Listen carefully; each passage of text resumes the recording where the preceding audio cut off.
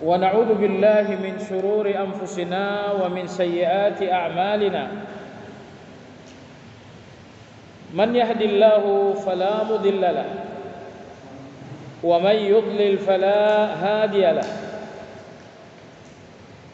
وأشهد أن لا إله إلا الله وحده لا شريك له وأشهد أن محمدا عبده ورسوله لا نبي بعده اللهم صل وسلم على محمد وعلى آله وأصحابه ومن اتبعهم بإحسان إلى يوم الدين يا أيها الذين آمنوا اتقوا الله حق تقاته ولا تموتن إلا وأنتم مسلمون. Kaum muslimin wal muslimat rahimakumullah. Seharusnya kajian Asmaul Husna malam ini memasuki pembahasan Asmaul Husna yang kedua, yaitu Al-Ilah. Tetapi tidak ada perbedaan yang cukup berarti antara Allah dengan Al-Ilah. Dari segi makna, Allah dan Al-Ilah betul-betul sama. Karena kesamaan itulah kita lewatkan Asmaul Husna yang kedua tersebut, sehingga malam ini kita insyaallah akan membahas Asmaul Husna yang ketiga pada halaman 17. Asmaul Husna yang ketiga adalah Ar-Rabbu atau Rabbun. Rabbun inilah yang selalu muncul dalam doa-doa kita. Rabbighfirli atau Rabbana. Ternyata Rabbun adalah salah satu nama Allah Subhanahu wa taala. Penulis berkata bahwa Ar-Rabbu artinya adalah yang maha memelihara atau maha mengatur. Karena Allah mengatur dalam rangka memelihara, dan Allah memelihara dengan mengatur. Maka Rabbun artinya Allah maha memelihara atau maha mengatur. Di dalam Al-Quran, Asmaul Husna Ar-Rabbu tersebut sebanyak 151 kali. Tapi apakah betul-betul Asmaul Husna kalimat Ar-Rabbu di dalam Al-Quran berjumlah 151 kali? Jawabannya lebih. Karena Rabbun ini bukan satu kalimat yang khas bagi Allah. Rabbun disebutkan juga untuk selain Allah Subhanahu wa taala. Misalnya pemilik rumah yang mengatur dan memelihara rumah itu dinamakan Rabbul Bait. Kalau Anda punya mobil, Anda memelihara dan Anda menjaga mobil tentunya, maka Anda dinamakan Rabbus Sayyarah. Al-Quran pun menyebutkan Rabbun tidak sepenuhnya hanya untuk Allah. Anda lihat misalnya dalam surat Yusuf, Allah Subhanahu wa taala berfirman tentang ucapan Nabi Yusuf. Kata Nabi Yusuf, "Innahu Rabbi ahsana mathwaya." Ketika Nabi Yusuf alaihi salam digoda oleh istri sang menteri yang selama ini menjaga dan membesarkan Nabi Yusuf, lalu istrinya tergoda dan menggoda Nabi Yusuf alaihi salam. Apa jawaban Nabi Yusuf alaihi salam? Innahu Rabbi, suamimu adalah Rabbiku. Apa maksudnya? Suamimu adalah yang memelihara aku selama ini. Maka Rabbun dalam bahasa Arab digunakan untuk segala yang memelihara. Semua yang memelihara dinamakan dengan Rabbun. Baik. Jadi kesimpulan, kalimat Rabbun dalam Al-Quran lebih 151 kali, tapi dalam kapasitas Asmaul Husna hanya 151 kali saja. Sekedar tambahan jamaah sekalian, Asmaul Husna Rabbun dalam Al-Quran terkadang disebutkan oleh Allah secara mandiri, tidak digandengkan dengan Asmaul Husna yang lain. Tetapi terkadang Allah menyebutkan Rabbun dalam Al-Quran bergandengan dengan Asmaul Husna yang lain. Jemaah sekalian, ada satu kaidah yang sangat indah disampaikan Imam Ibnu Qayyim Al-Jauzi tentang Asmaul Husna. Beliau mengatakan, apabila Al-Quran menyebutkan Asmaul Husna bergandeng dua,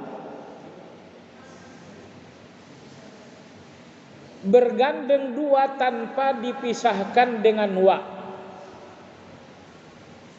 maka Asmaul Husna bergandeng dua tersebut berarti tiga, bukan dua tapi tiga.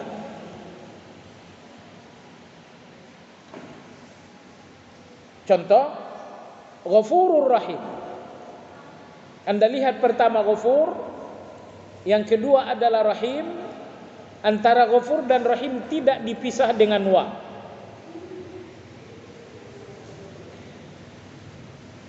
Maka Ghafurur Rahim mengandung tiga Asmaul Husna sesungguhnya. Asmaul Husna yang pertama adalah Ghafur, Asmaul Husna yang kedua adalah Rahim, Asmaul Husna yang ketiga adalah gabungan antara keduanya. Baik, Ghafur Allah Maha Mengampuni, Rahim Allah Maha Menyayang. Yang ketiga, Allah mengampuni dengan kasih sayangnya, dan Allah menyayangi dengan ampunannya. Jadi muncul makna yang ketiga hasil dari penggabungan tersebut. Ini satu kaidah yang tajam, satu kaidah yang sangat spesifik disampaikan oleh Imam Ibnu Qayyim rahimahullah. Baiklah jamaah sekalian, baik. Al-Quranul Karim menyebutkan Rabbun selalu bergandengan dengan 5 Asmaul Husna lain. Yang pertama, terkadang Al-Quran menyebutkan Rabbun bergandengan dengan Ar-Rahman. Misalnya dalam Al-Fatihah, Alhamdulillahi Rabbil Alamin Ar-Rahman. Allah sebutkan Rabbun, lalu Allah sebutkan Ar-Rahman. Rabbun Allah Maha Memelihara, Ar-Rahman Allah Maha Penyayang. Makna yang ketiga, Allah Maha Memelihara dengan kasih sayang. Ada orang yang dipelihara, ada orang yang memelihara karena dibayar. Anggap misalnya ada satu profesi khusus, katakan misalnya seperti babysitter. Babysitter memelihara seorang anak kecil karena dibayar. Ini pemeliharaan yang rapuh. Ini pemeliharaan yang tidak kokoh.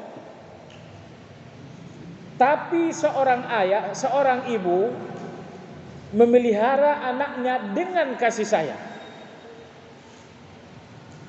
Lantas bagaimana Allah Azza wa Jalla memelihara seluruh ciptaannya? Allah memelihara seluruh ciptaannya dengan kasih sayang yang tiada batas. Baik, Jadi ini Asmaul Husna pertama berdampingan dengan Rabbun, yaitu Ar-Rahman. Rabbil Alamin Ar-Rahman.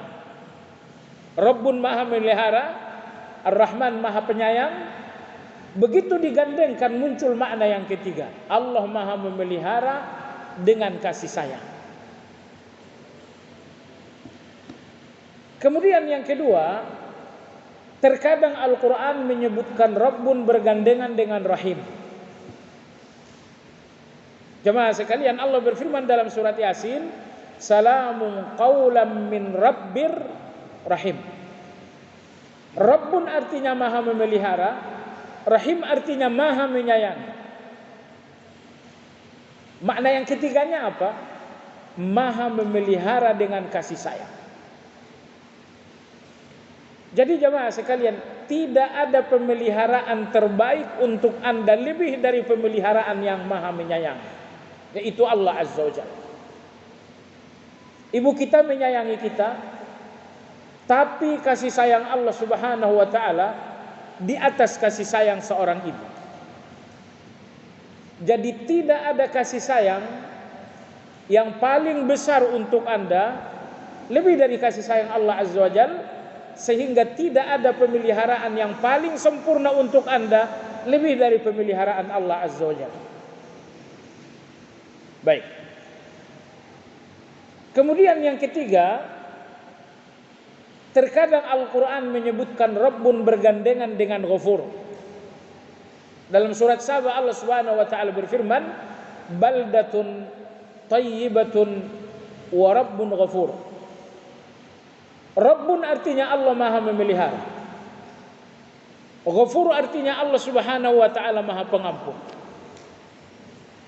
Makna yang ketiganya, Allah maha memelihara dengan ampunannya. Ingat jemaah sekalian yang saya hormati, kalau sampai Anda dipelihara seseorang yang tidak pengampun, tidak pemaaf, Anda tidak lama dipelihara.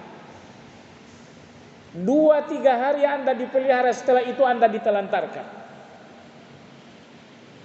Maka maaf terbesar untuk Anda di muka bumi ini datang dari ibu Anda. Sehingga tidak ada pemeliharaan terbesar di muka bumi ini untuk Anda lebih dari pemeliharaan ibu. Karena tidak ada maaf terbesar di atas dunia ini untuk Anda lebih dari maaf seorang ibu. Di atas maaf seorang ibu ada maaf Allah Subhanahu wa ta'ala. Agar Anda tahu perbandingan maaf Allah dengan maaf ibu, Nabi sallallahu alaihi wasallam bersabda, Innallaha yaqbalu taubatal abdi ma lam yugharghir. Sesungguhnya Allah menerima taubat seorang hamba sebelum nyawa berada di kerongkongan. Jadi Allah memaafkan Anda sampai nyawa Anda di kerongkongan. Berapa lama Allah memaafkan Anda? 20 tahun? Tidak. Sampai nyawa Anda di kerongkongan. Tapi seorang ibu dengan kasih sayang luar biasanya, mampukah ia memaafkan anak sampai nyawa anak ini ada di kerongkongan? Faktanya tidak. Anak yang nakal lagi, semakin nakal lagi. Akhirnya ibunya mengatakan tidak ada maaf lagi, enggak usah pulang ke rumah. Dan Allah tidak pernah mengatakan tidak ada maaf kepada seorang hamba. Allah seolah-olah berfirman, sepanjang nyawamu belum sampai di kerongkonganmu, sepanjang itu maafku ada untukmu. Jadi maaf teragung, terbesar untuk Anda adalah maaf Allah Azza wa Jalla. Dan Allah maha memelihara Anda dengan maafnya. Coba lihat jamaah sekalian, Allah maha memelihara Anda dengan rezeki. Walau Allah tahu Anda banyak dosa, tapi rezeki ini seolah-olah tidak dikurangi oleh Allah. Kenapa demikian? Karena Allah memelihara Anda dengan maafnya. Allah memelihara Anda dengan ampunannya, sehingga Meski Allah lihat sambil naik mobil, Anda dengarkan lagu-lagu yang tak bermoral. Walau demikian Allah berikan Anda selamat dalam perjalanan. Lagu-lagu yang Anda dengar sewaktu naik kendaraan, lagu-lagu yang Allah nggak suka. Sekiranya Allah tidak maha pengampun, bisa aja Anda lagi nyetir, Anda hanyut dengan lagu-lagu itu, tiba-tiba Allah buat Anda tabrakan dan mati di tempat. Tapi itu nggak terjadi. Kenapa? Rabbun Ghafur. Allah memelihara Anda dengan ampunannya. Allah dengar apa yang Anda dengar, Allah lihat apa yang Anda lakukan, tetapi Allah memelihara Anda dengan ampunannya. Sekiranya Allah tidak menyikapi kita dengan ampunannya di setiap kejahatan dan kesalahan, kita nggak akan hidup dan berdiri di atas usia kita hari ini. Allah berfirman dalam Al-Quran, Allah subhanahu wa ta'ala berfirman dalam banyak ayat Al-Quran, Ghafurur Rahim, Allah maha pengampun. Ya, Inna rabbaka wasi'al maghfirah, sesungguhnya Allah maha luas ampunannya. Walau yu'akhidullahu an-nasa bima kasabu ma taraka ala dhahriha min dabbah. Sekiranya Allah menghukum kalian atas segala dosa-dosa kalian, niscaya tak satu pun di antara kalian yang tinggal di muka bumi ini lagi. Sekiranya Allah hukum kalian di setiap dosa, pasti tidak ada lagi makhluk bernama manusia di muka bumi ini. Maka Allah berfirman, meskipun Allah menghukum kalian wa ya'fu an katsir, hukuman itu hanya untuk beberapa dosa, dan untuk dosa yang lebih banyak telah dimaafkan oleh Allah Azza wa Jalla. Jadi jamaah sekalian, di antara keagungan pemeliharaan Allah, bahwa Allah maha memelihara kita dengan ampunannya yang sangat-sangat luar biasa. Lalu kemudian Asmaul Husna yang keempat bergandengan dengan Ar-Rabbu adalah Al-Ghaffar. Hampir sama dengan Ghafur, Al-Ghaffar. Rabbus samawati wal ardi wa ma bainahuma al-azizul ghaffar. Allah adalah yang memelihara langit dan bumi. Al-Aziz maha perkasa, Al-Ghaffar maha pengampun. Perhatikan, Allah sebutkan Rabbun, lalu Allah sebutkan Aziz. Rabbus samawati wal ard al-azizul ghaffar. Aziz artinya Allah maha perkasa. Rabbun, Allah maha memelihara. Setelah Rabbun dan Al-Aziz digandengkan, muncul makna yang ketiga. Allah maha memelihara Anda dengan keperkasaannya. Allah tidak memelihara Anda dengan berbagai kelemahan, tidak. Seorang bunda memelihara Anda dengan kelemahan. Seorang ayah memelihara Anda dengan keterbatasan. Tetapi apakah Allah memelihara Anda dengan kekurangan dan keterbatasan? Tidak. Maka Allah menyebutkan Rabbun bersamaan dengan Aziz maha perkasa, karena Allah memelihara Anda dengan keperkasaan, sehingga pemeliharaan Allah itu enggak pernah tergoyahkan dengan apapun. Jadi Anda jangan khawatir dengan kekuatan sedahsyat apapun di depan mata. Sepanjang Anda dalam pemeliharaan Allah, Anda aman. Karena Allah maha memelihara dengan keperkasaannya yang tidak terkalahkan dan selalu mengalahkan. Baiklah jemaah sekalian, inilah beberapa Asmaul Husna yang bergandengan dengan Rabbun. Ar-Rahman, Ar-Rahim, Al-Ghafur, Al-Aziz dan Al-Ghaffar. Baik, kita lihat apa catatan penulis tentang Asmaul Husna Ar-Rabb. Beliau berkata, di antara dalil yang menyebutkan, menegaskan Asmaul Husna Ar-Rabb adalah ayat kedua dalam surat Al-Fatihah. Alhamdulillahi Rabbil Alamin. Segala puji bagi Allah, Rabb atau yang maha memelihara. Al-Alamin, semesta alam. Yang dimaksud dengan alamin, segala selain Allah dinamakan alamin. Maka semua yang ada di atas bumi dan semua yang ada di atas langit, di atas bumi ada manusia, ada jin, ada binatang, ada tumbuh-tumbuhan, ada ikan-ikan. Di langit ada para malaikat. Semua selain Allah dinamakan dengan alamin. Alamin asal katanya adalah alam. Alam itu artinya tanda. Maka bendera bahasa Arabnya alam. Karena bendera itu adalah tanda. Bendera Indonesia artinya tanda negara Indonesia. Maka alamin dinamakan alamin asal artinya adalah tanda, karena seluruh semesta adalah tanda kekuasaan Allah. Jadi semua semesta yang ada di depan Anda adalah tanda tentang Allah. Seperti apa kekuatan Allah? Allah perlihatkan Anda alam. Inilah alam kekuatanku. Inilah alam ilmuku. Inilah alam kekayaanku. Berkali-kali Allah berfirman dalam Al-Quran, lahu mulkus samawati wal ard. Allah yang berkuasa di langit, Allah yang berkuasa di bumi.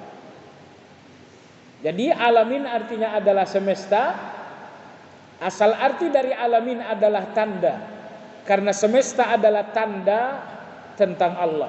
Semesta adalah tanda ilmu Allah. Semesta adalah tanda kekuatan Allah. Semesta adalah tanda kekuasaan Allah. Semesta adalah tanda kekayaan Allah Azza wa Jalla. Baik.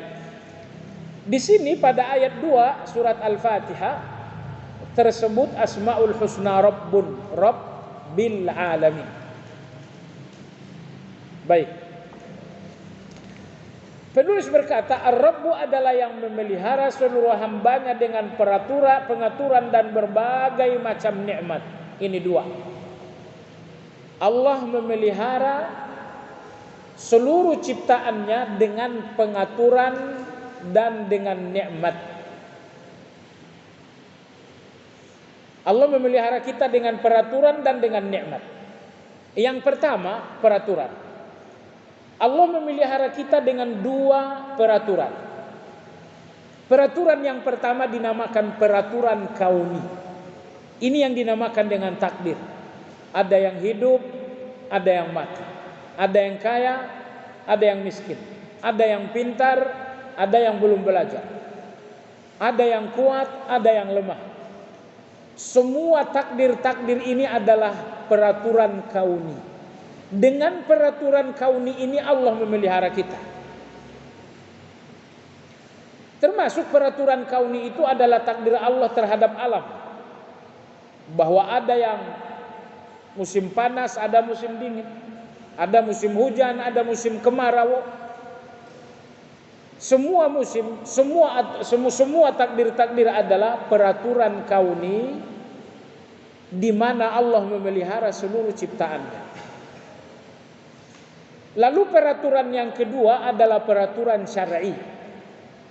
Allah berfirman, aqimus shalah. Allah berfirman, wa atuz zakah. Allah berfirman, jangan kalian berzina. Allah berfirman, jangan kalian makan riba. Jadi semua peraturan-peraturan dalam Al-Quran adalah peraturan syar'i di mana Allah memelihara ciptaannya. Silakan renungkan jamaah sekalian. Dari seluruh ciptaan Allah, manusia adalah ciptaan yang paling mulia. Karena Allah memelihara manusia dengan peraturan kauni, juga dengan peraturan syar'i. Binatang, ada domba, ada kerbau, begitupun dengan tumbuh-tumbuhan, semuanya hanya dipelihara oleh Allah dengan peraturan kauni. Allah tidak memelihara kambing dengan peraturan syar'i. Maka hidup kambing, hidup binatang-binatang mengalir, bergerak sesuai dengan aturan kauni. Adapun hidup manusia diatur oleh Allah dengan aturan kauni, juga dengan aturan syar'i. Maka di antara kemuliaan manusia bahwa Allah memelihara manusia dengan aturan syar'i. Anda bisa bayangkan, sekiranya Allah Tabaraka wa Ta'ala membiarkan kita hidup sesuai dengan aturan kauni, sesuai dengan aturan takdir. Kaya-kaya, miskin-miskin. Kaya lemah dan kuat. Apa jadinya dengan kehidupan ini? Tidak akan berbeda kehidupan manusia dengan kehidupan binatang. Tapi agar kehidupan manusia bermartabat, memiliki kemuliaan, maka Allah memberikan manusia peraturan syar'i. Peraturan syar'i. Allah bilang aqimus shalah. Dalam akhlak Allah berfirman, jangan kalian berdusta. Allah Subhanahu wa Ta'ala berfirman, jangan kalian membunuh. Hendaklah kalian berkata jujur. Ini semua adalah peraturan-peraturan syar'i di mana Allah memelihara manusia. Baik, ini yang pertama. Allah memelihara manusia dengan peraturan, yaitu peraturan kauni dan peraturan syar'i. Yang kedua, Allah pun memelihara manusia dengan nikmat. Jadi Allah enggak cuma memelihara kita dengan peraturan, Allah pun memelihara kita dengan nikmat. Baik. Ketika Allah memelihara Anda dengan nikmat, Allah berfirman, "Wa in ta'uddu ni'matallah la tuhsuha." Apabila kalian menghitung nikmat Allah, kalian tidak akan bisa menghitungnya. Jadi berapa nikmat Allah untuk memelihara Anda, la tuhsuha, kalian enggak bisa menghitung. Ya. Kalau begitu, betapa sempurnanya Allah memelihara kita. Sebab Allah memelihara kita dengan nikmat yang tidak terhitung sama sekali. Maka kadang-kadang ada satu nikmat besar dan kita enggak merasakannya nikmat, sehingga Allah mencabutnya beberapa saat agar kita rasakan nikmat itu. Contoh, saat ini kita dalam keadaan sehat. Dalam keadaan sehat kita enggak merasa sehat. Dalam keadaan sehat kita enggak merasakan adanya sehat itu. Sehingga syukur kita atas sehat itu sangat kurang. Apa yang terjadi? Allah menguji kita dengan sakit. Bukan karena Allah benci dengan kita, tapi Allah ingin menyadarkan kita ada nikmat yang mesti kau syukuri, yaitu sehat. Kadang-kadang kita bisa berjalan, namun kita melihat orang naik kendaraan, kita pun lupa bersyukur bahwa kita bisa berjalan. Maka Allah Subhanahu wa Ta'ala kirimkan penyakit. Entah kita mengalami kecelakaan, jatuh sehingga kaki patah, kita enggak bisa jalan. Kenapa sakit ini datang? Allah ingin ngajarin Anda ada nikmat yang Anda lupakan karena selalu melihat kehidupan orang lain. Jemaah sekalian, enggak usah lihat hidup orang lain. Hidup orang lain biar orang lain saja yang lihat. Lihat hidup Anda karena Anda bertanggung jawab untuk mensyukurinya. Orang-orang yang selalu melihat kehidupan orang lain tidak akan pernah bersyukur dengan kehidupannya. Anda yang mampu berjalan, Anda enggak akan bersyukur dengan kemampuan berjalan Anda kalau Anda selalu melihat orang yang naik kendaraan. Maka Nabi kita SAW bersabda, "Unzuru ila man huwa asfala minkum wala tanzuru ila man huwa fawqakum fa innahu ajdaru an la tazdaru bi ni'matillah." Kata Nabi sallallahu alaihi wasallam, kalaulah kalian harus melihat kehidupan orang lain, lihatlah kehidupan orang lain yang di bawah kalian dan jangan lihat kehidupan orang yang di atas kalian. Kata Nabi, lihat ke bawah, jangan lihat ke atas. Agar apa? Agar kalian lebih dekat kepada syukur. Jadi di antara ciri-ciri hati yang bersih selalu memandang ke bawah. Orang-orang yang memandang ke atas, ciri-ciri hati yang serakah. Ciri-ciri hati yang tidak ridha. Ciri-ciri hati yang gak pernah puas dengan hidupnya sendiri. Dan kalau Anda gak puas dengan hidup Anda sendiri, padahal Anda yang punya hidup itu, kasihan Anda sangat menderita sekali. Agama ini enggak mengajari kita untuk berlama-lama melihat kehidupan orang lain.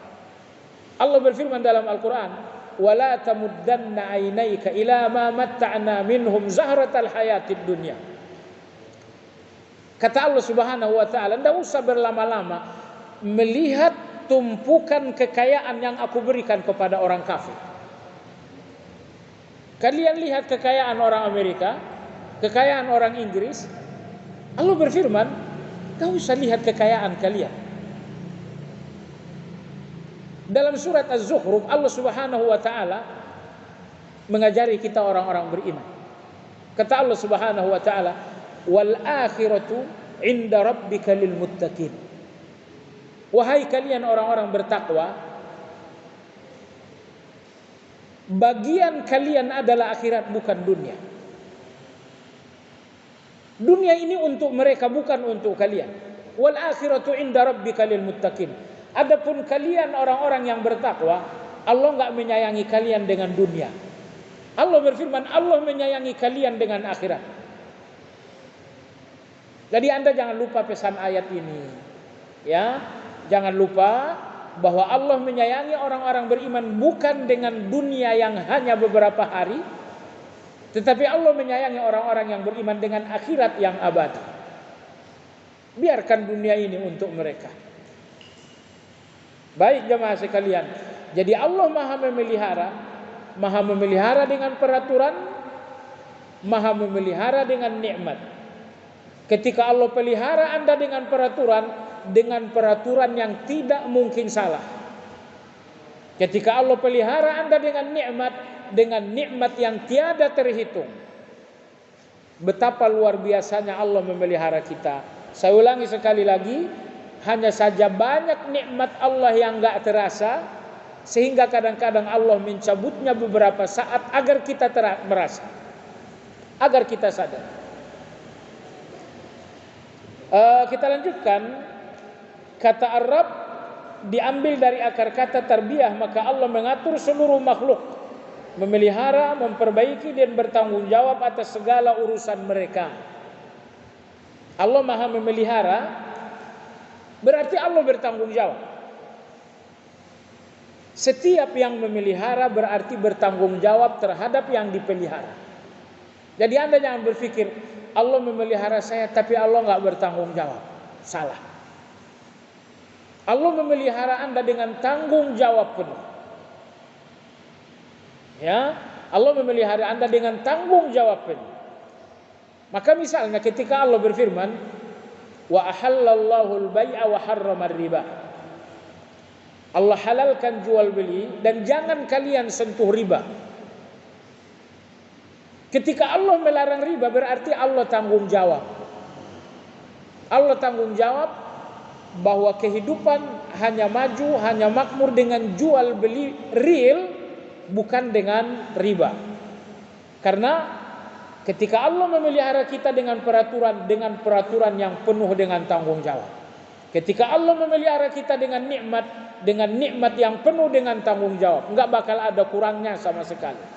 Tidak ada kurangnya nikmat Allah, tapi terasa kurang iya.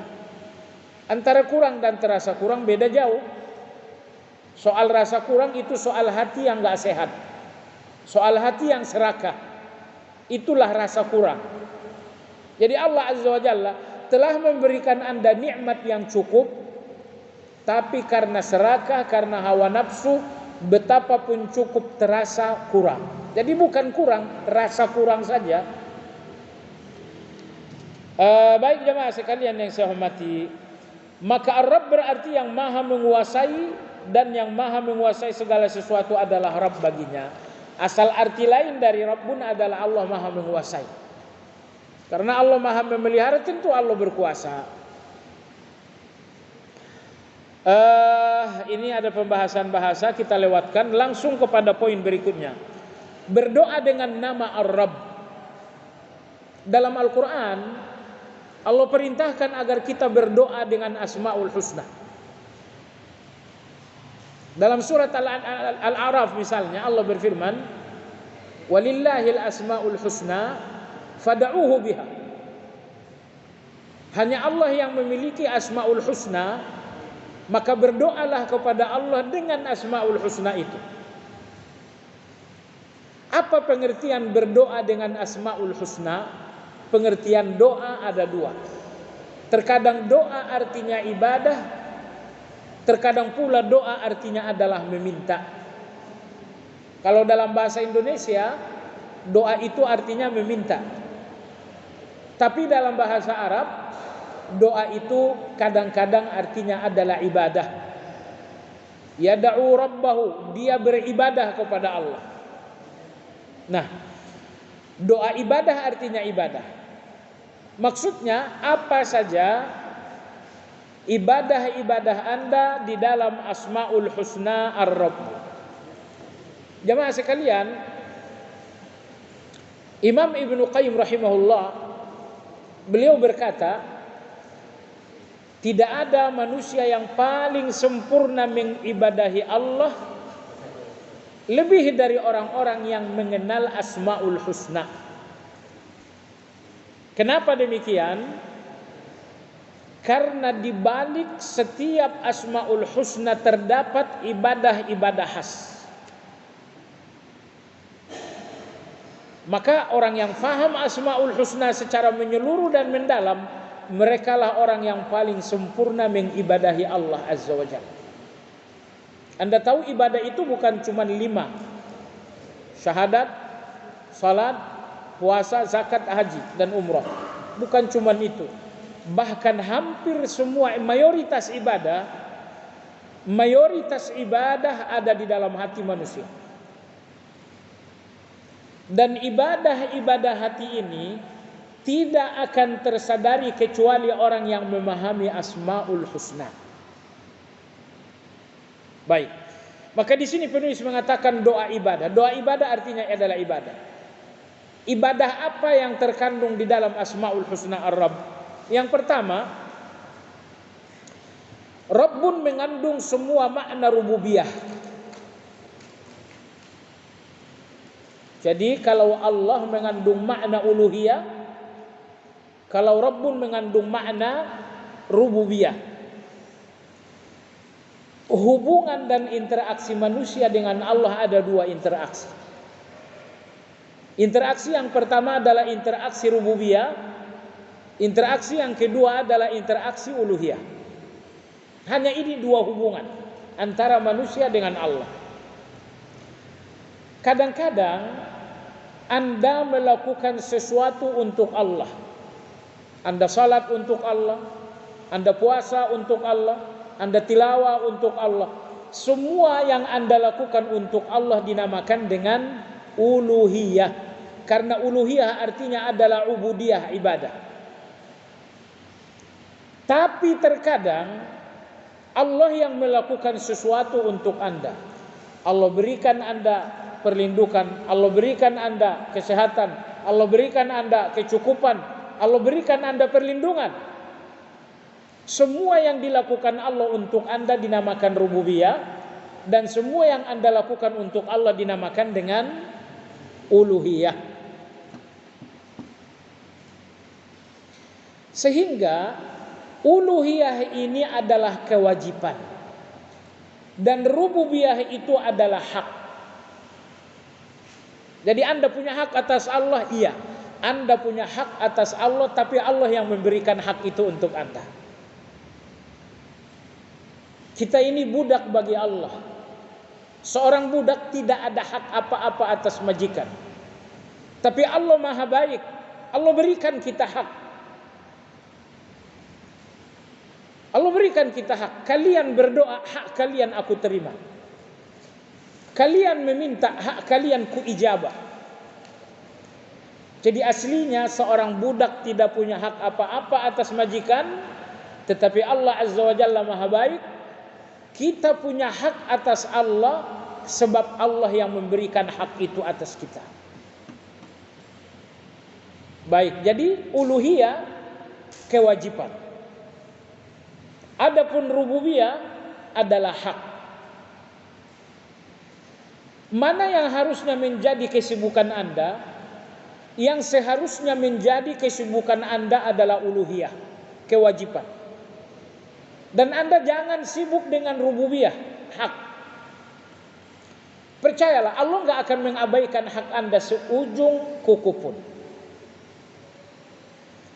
Ternyata setelah kita menjalani hidup, rata-rata manusia sangat sibuk dengan rububiyah, malah sama sekali tidak sibuk dengan uluhiyah.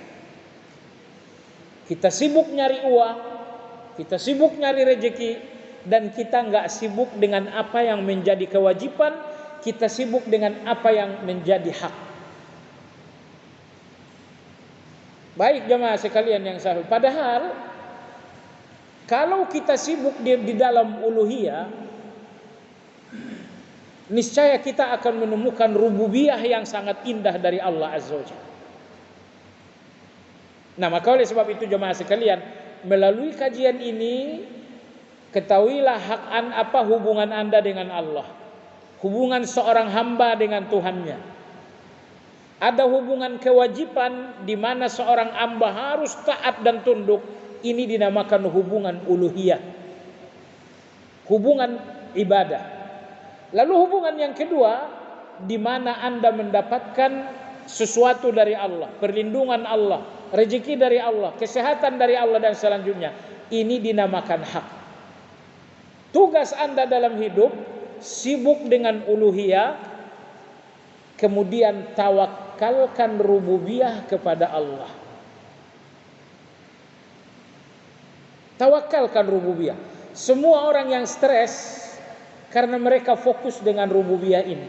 Gimana rezekiku besok? Kalau sampai saya sudah pensiun, anak-anak sedang kuliah, anak 1 semester 5, 2 semester 3, anak 3 baru mau masuk kuliah. Sementara saya bulan besok sudah pensiun. Anda mulai berpikir tentang rezeki. Rezeki itu rububiyah. Rububiyah itu tanggung jawab Allah. Tanggung jawab Anda uluhiyah. Jangan sibuk dengan tanggung jawab Allah, sibuk saja dengan tanggung jawab Anda. Jemaah sekalian yang saya hormati, semua orang yang anggaplah stres, semua orang yang tertekan jiwa dalam hidup karena mereka berlama-lama berpikir tentang tanggung jawab Allah atas mereka. Padahal Anda nggak perlu berpikir sejauh itu. Dan Anda hanya ditugaskan untuk berpikir tentang tanggung jawab Anda kepada Allah, yaitu uluhiyah. Berpikirlah bagaimana Anda sholat dengan baik, berpikirlah bagaimana Anda berzikir dengan baik, berdoa dengan baik, dan selanjutnya. Beliau berkata, Rabb mengandung semua makna rububiyah. Jadi segala makna-makna rububiyah, maksudnya segala bentuk-bentuk pemeliharaan Anda wajib melihatnya di tangan Allah. Sekali lagi, Rabbun rububiyah, maha memelihara. Segala bentuk pemeliharaan Anda wajib yakin ada di tangan Allah. Kesehatan itu rububiyah. Rezeki itu rububiyah. Perlindungan itu rububiyah. Hidup dan mati itu rububiyah. Semua rububiyah jangan pernah lihat di tangan manusia. Itulah ibadah pertama Anda tentang Rabb. Bahwa Anda harus melihat dengan keyakinan bahwa segala rububiyah di tangan Allah, bukan di tangan manusia. Saya ini anak buah. Gaji bulanan saya di bawah tanda tangan atasan saya. Jemaah sekalian yang saya hormati, betul demikian adanya. Tapi soal rezeki di tangan Allah Azza wa Jalla. Jadi Anda jangan berpikir sekiranya atasan tak tanda tangan Anda akan kehilangan rezeki. Tidak. Atasan Anda, kalau Anda mendapatkan rezeki dengan warung, Anda bekerja mendapat rezeki dengan pekerjaan. Semua pekerjaan, warung dan aktivitas ini semuanya hanya pintu-pintu rezeki. Adapun rezeki datangnya dari Allah, cuman ada yang melalui pintu A, pintu B. Dan ingat, tidak pernah satu pintu tertutup, melainkan akan terbuka pintu-pintu lain. Sepanjang hidup ini Anda miliki, sepanjang itu rezeki Anda nggak akan bertertukar. Ya, jadi Anda jangan berpikir besok kalau saya udah pensiun bagaimana dengan rezekiku. Nggak usah diurus. Allah telah bertanggung jawab memberikan Anda hidup. Nggak mungkin Allah berfirman, ku berikan Anda hidup tapi aku nggak bertanggung jawab atas rezekimu. Mana mungkin?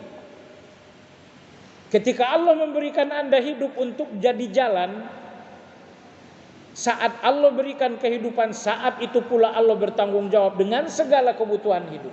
Jadi Anda jangan khawatir. Nah, jemaah sekalian, melihat rububiyah secara utuh hanya di tangan Allah, ini adalah akidah yang sangat penting, karena ini yang menghasilkan tawakal. Kalau Anda melihat rezeki Anda di tangan Allah bukan di tangan manusia, Anda akan tawakal kepada Allah soal rezeki. Kalau Anda melihat sehat Anda ada di tangan Allah bukan di tangan dokter atau obat, Anda akan tawakal kepada Allah soal sehat. Jadi apabila ada orang yang lemah bertawakal karena dia lemah memandang rububiyah pada Allah, sekiranya ia memandang rububiyah di tangan Allah secara yakin, maka akan kokoh tawakalnya kepada Allah. Dan saya lihat jemaah sekalian, ibadah hati yang paling berat bagi hampir semua manusia adalah tawakal. Maka Nabi kita mengatakan manusia yang masuk surga dengan tawakal jumlahnya cuma 70.000 orang. Mereka enggak minta diruqyah, enggak bla bla bla bla, wa ala rabbihim yatawakkalun. Mereka hanya bertawakal kepada Allah. Agar Anda tahu, gerbang tawakal untuk memasuki surga adalah gerbang yang sangat sulit. Anda lihat dokter itu ngasih obat, tapi Anda harus yakin kesembuhan dari Allah. Anda lihat bagaimana atasan Anda ngasih gaji, tapi Anda harus sadar bahwa rezeki dari Allah. Di depan mata A tapi dengan hati harus B. Di depan mata polisi melindungi Anda, tapi dengan hati Anda harus tahu Allah yang Maha melindungi. Kadang-kadang hati kita ini lemah dengan apa yang nampak oleh mata, sehingga keyakinan tentang Allah menjadi terganggu.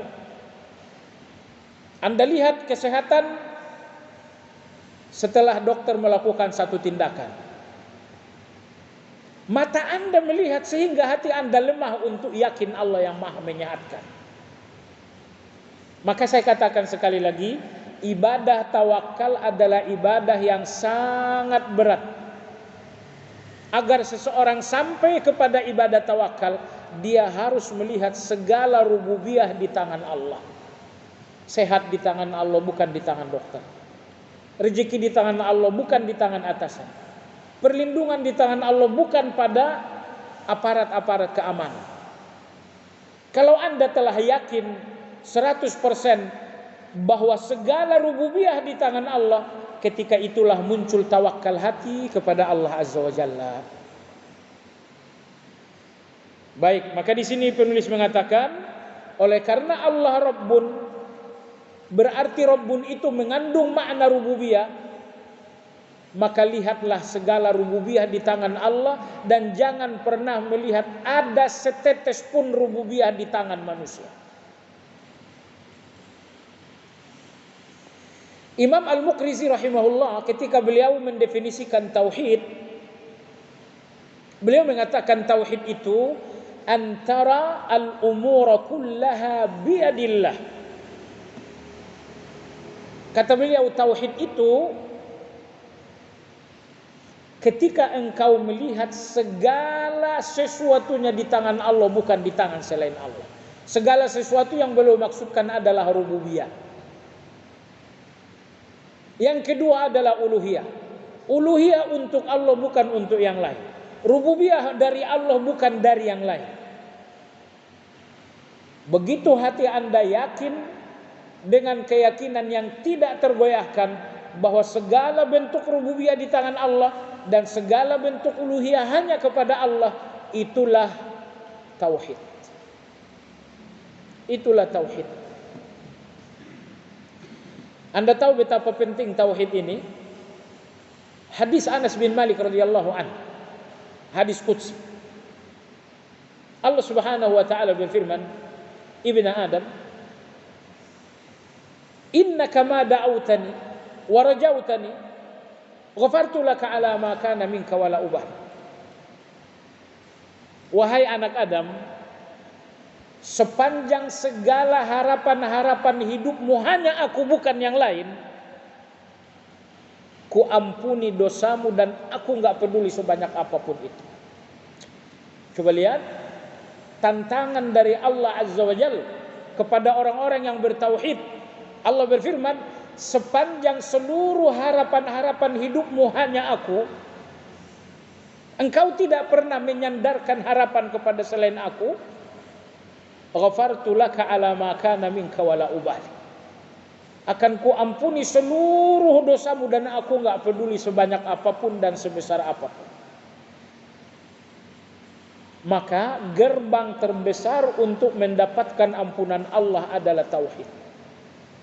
Berikutnya Allah berfirman, Ibnu Adam, "Lau ataitani bi qurabil ardi khataya, thumma laqitani la tusyrik bi syai'a, ghafartu laka ala ma kana minka wala ubali." Wahai anak Adam, sekiranya besok engkau menjumpai aku dengan dosamu sepenuh bumi, tetapi tidak ada syirikmu kepada aku, akan ku ampuni pula dosa sepenuh bumi itu, ku ampuni dengan ampunan sepenuh bumi pula. Dosa anda sepenuh bumi, kata Allah, ku berikan engkau ampunan sepenuh bumi. Apakah sisa lagi dosa anda? Enggak akan tersisa. Tapi Allah mensyaratkan satu hal, pastikan dosa sepenuh bumi ini tidak ada dosa syirik.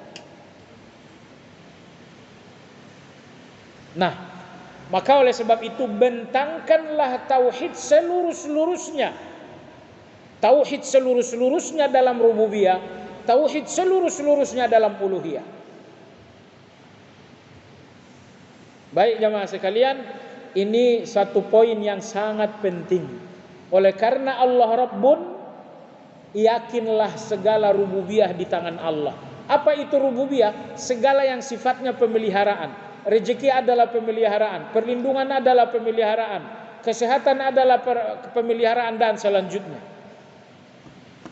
Saya kira yang Anda butuhkan kepada Allah cuma satu kata, Anda ingin dipelihara oleh Allah. Anda membutuhkan dua pemeliharaan Allah.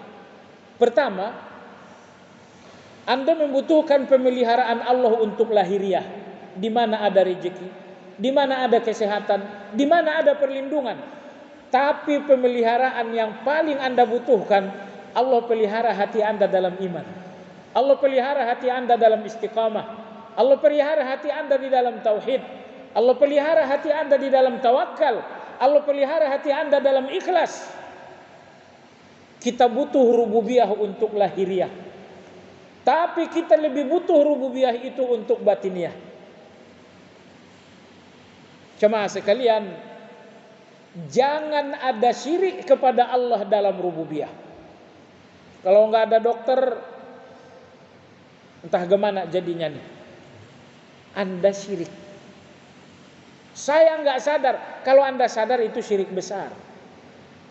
Karena enggak ada Anda sadar, ucapan Anda berlebihan, ucapan Anda menihilkan Allah. Kalau enggak ada dokter, Allah di mana? Kalau sapam semalam tidak patroli, entah gimana urusan. Kalau sapam, Allah di mana? Sering sekali kita berlebihan dengan fakta di depan mata, sehingga kita lupa fakta yang tidak kasat mata yang tidak kasat mata. Padahal fakta di balik kasat mata itulah yang sesungguhnya. Iyalah semalam sapam misalnya patroli, tapi kalau Allah nggak melindungi, sapamnya dibunuh oleh perampok bagaimana? Sapam datang, dimatiin nama perampok, sapamnya hancur, Anda pun kehilangan. Maka jemaah sekalian yang saya hormati, jangan lihat ada rububiyah di tangan manusia. Baik jamaah sekalian yang saya hormati. Dan jangan pula melihat ada uluhiyah di tangan manusia. Berharap kepada manusia, ya, bersandar, bertawakal kepada manusia. Dalam Al-Quran jamaah sekalian, Allah selalu panjang lebar berbicara rububiyah untuk mengantarkan manusia kepada uluhiyah. Karena tidak ada yang sadar bahwa uluhiyah harus dibentangkan dengan tauhid kepada Allah kecuali orang-orang yang melihat rububiyah hanya ada pada Allah. Coba perhatikan ayat dalam surat Al-Baqarah. Ya ayuhan nas u'budu rabbakum. Itu uluhiyah. Wahai sekalian manusia, ibadahlah kepada Allah. Ibadahlah kepada Allah dengan salatmu. Ibadahlah kepada Allah dengan zikirmu.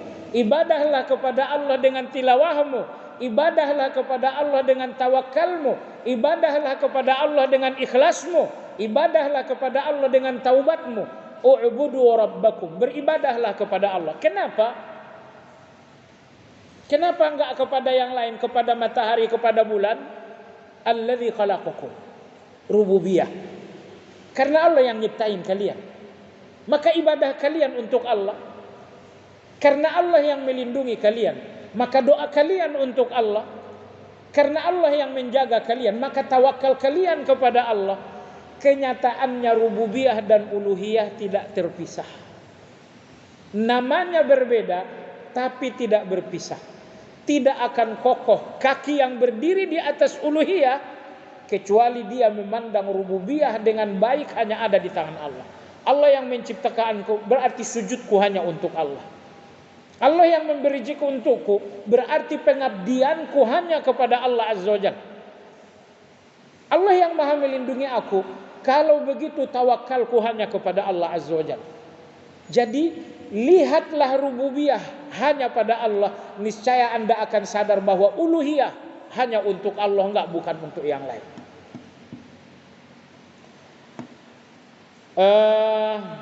Tidak satu pun yang menyertai Allah dalam hal itu.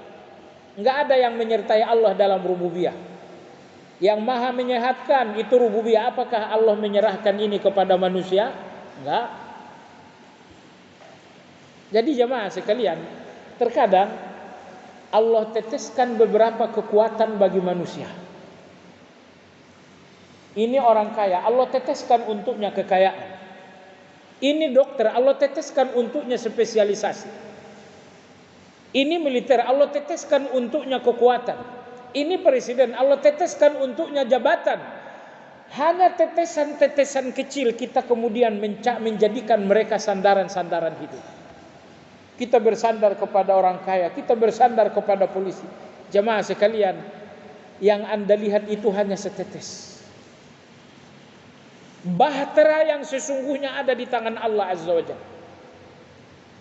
Maka oleh sebab itu, sadarilah rububiyah di tangan Allah, sehingga Anda jalankan uluhiyah hanya kepada Allah, bukan kepada yang lain.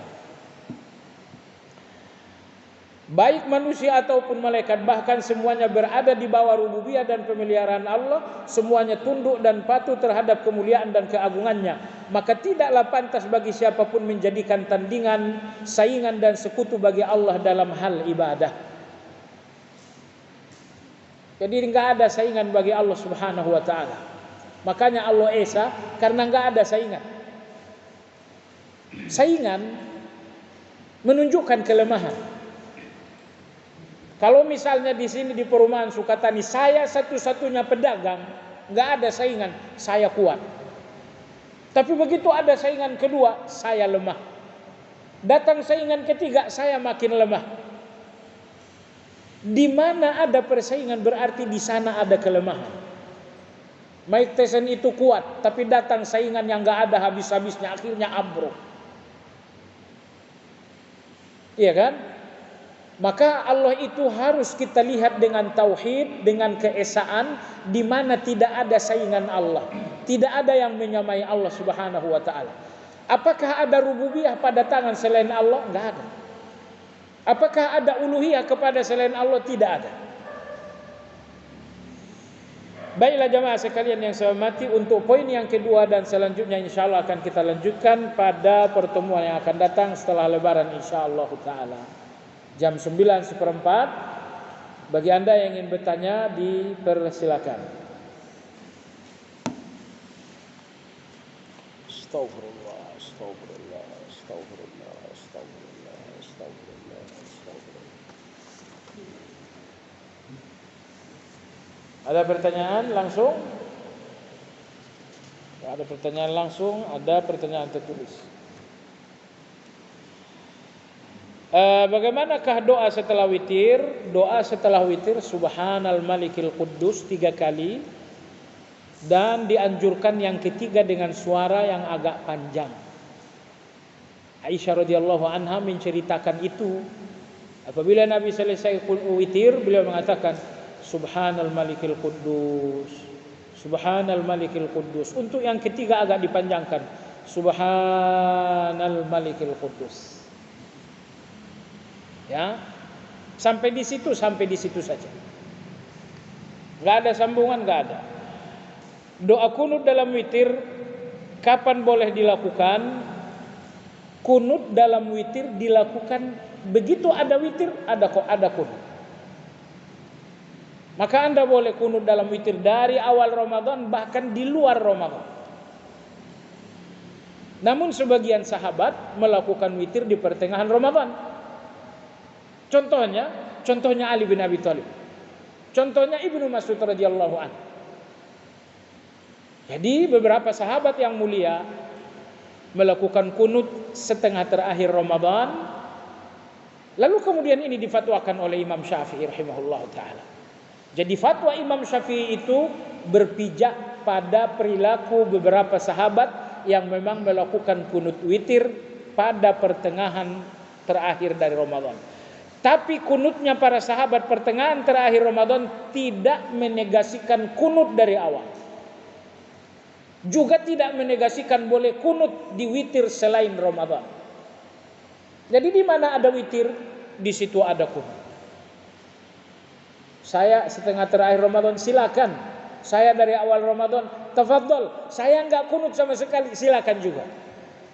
Agar Anda tahu kunut dalam witir bukan rukun. Jadi bukan sesuatu yang prinsip untuk dipersoalkan. Dari awal silakan, pertengahan silakan.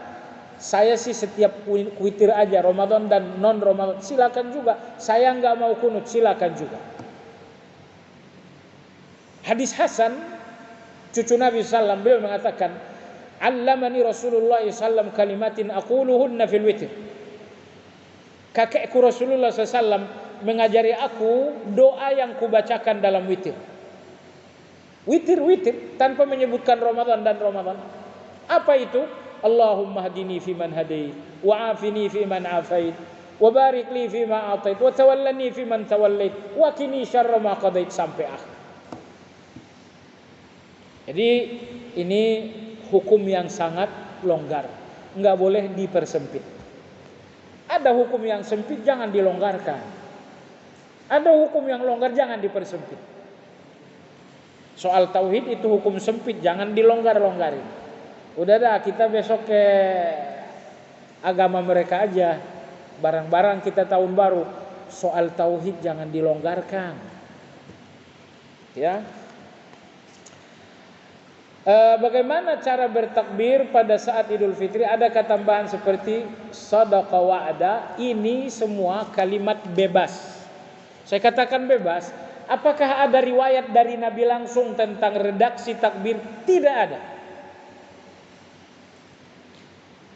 Lalu yang masyhur ada dua riwayat. Riwayat Ibnu Abbas ini familiar dengan orang Indonesia. Allahu Akbar, Allahu Akbar, Allahu Akbar 3 kali. Itu riwayat Ibnu Abbas. Riwayat yang kedua Ibnu Umar 2 kali. Allahu Akbar, Allahu Akbar 2 kali. Semua redaksi takbir itu datang dari para sahabat dan tidak satu pun riwayat dari Nabi Shallallahu Alaihi Wasallam. Kenapa tak ada riwayat dari Nabi? Karena masalah ini longgar. Allah memerintahkannya secara umum dalam Al-Quran. Allah berfirman, "Walitukabbirullaha ala ma hadakum." Setelah kalian Ramadan, bertakbirlah kepada Allah atas hidayahnya, bahwa kalian menyelesaikan Ramadan. Allah perintahkan takbir. Dan Nabi enggak membatasi takbir tertentu, jadi bebas saja.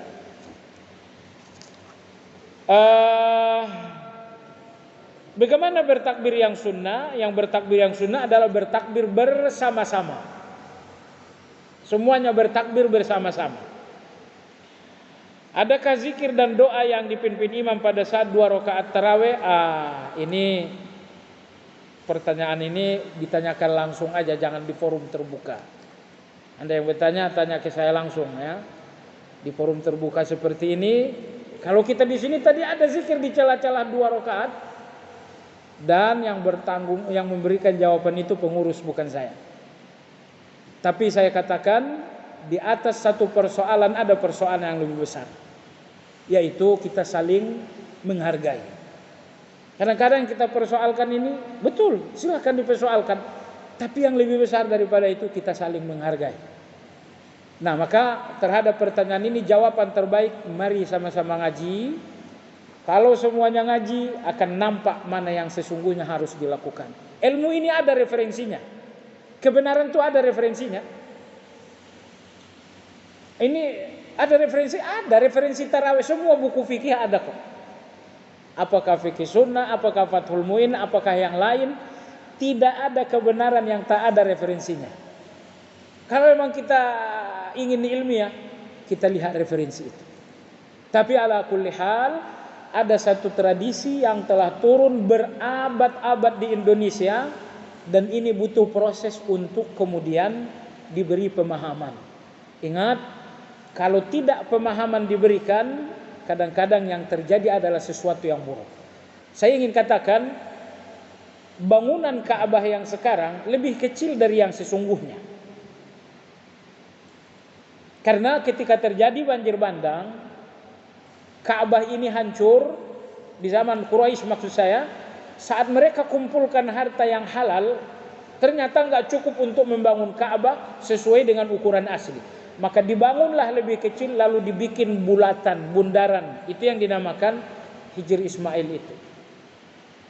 Lalu Nabi SAW bersabda dalam hadis Aisyah, "Lau lam yakun qaumuki hadithu ahdin bi Islam, lahadamtul Ka'bah wa la ja'altuha ala qawaid Ibrahim." Wahai Aisyah, sekiranya penduduk Mekah ini tidak baru masuk Islam, aku ingin menghancurkan Ka'bah dan membangunnya seperti bangunan di zaman Nabi Ibrahim.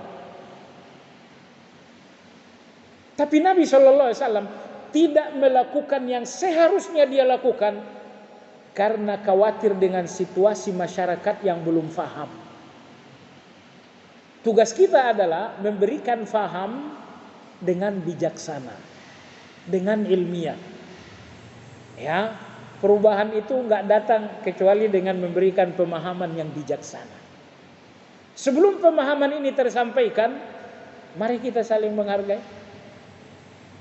Wallahu tabaraka wa ta'ala a'lam. Ala kulli hal, berlapang dada adalah sebuah kebaikan, sebuah akhlak, dan lapang dada ini insya Allah akan menjadi kebaikan untuk esok dan lusa. Wallahu ta'ala alam. Demikian kita sudahi dengan zikir kafaratul majlis. Subhanakallahumma wa bihamdika asyhadu an la ilaha illa anta astaghfiruka wa atubu ilaik. Walhamdulillahi rabbil alamin. Assalamualaikum warahmatullahi wabarakatuh. Jelas betul itu.